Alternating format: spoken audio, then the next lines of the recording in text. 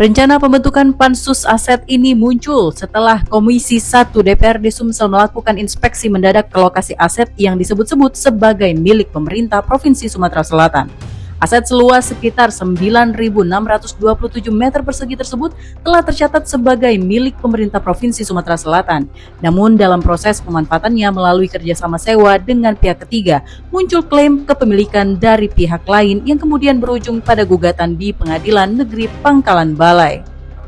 Wakil Ketua Komisi 3 DPRD Sumsel, Muhammad Nasir, mengatakan pihaknya memanggil BPKAD Sumsel, juga disebut tengah menyiapkan langkah hukum untuk mempertahankan aset milik pemerintah provinsi tersebut sambil menunggu proses hukum di Pengadilan Negeri Pangkalan Balai.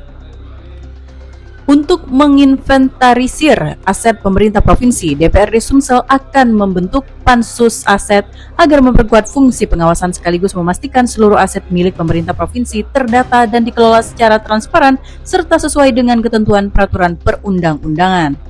Kita nanti sebenarnya sudah ada rencana dari pimpinan DPRD untuk membentuk Pansus Aset, ya, dan juga mungkin nanti ada juga Pansus Badan Usaha Milik Daerah. Nah, mungkin di situ kalau nanti ingin secara spesifik, secara khusus, fokus kita akan tidak lanjuti di Pansus Aset pemerintah daerah. Mungkin di situ nanti ya. Sedikit lagi Pak, fungsi Pansus Aset itu seperti apa ke depan?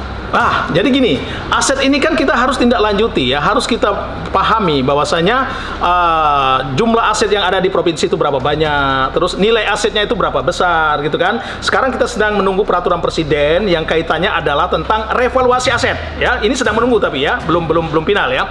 Artinya pada saat nanti revaluasi aset ditetapkan oleh pemerintah pusat, kita bisa menghitung kembali nilai aset kita ini sebenarnya berapa.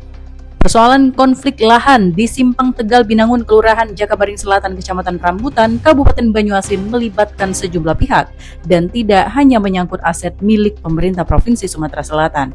Sengketa tersebut bahkan sempat memicu ketegangan di lokasi lahan yang dipersoalkan, hingga hampir terjadi keributan antar pihak yang terlibat.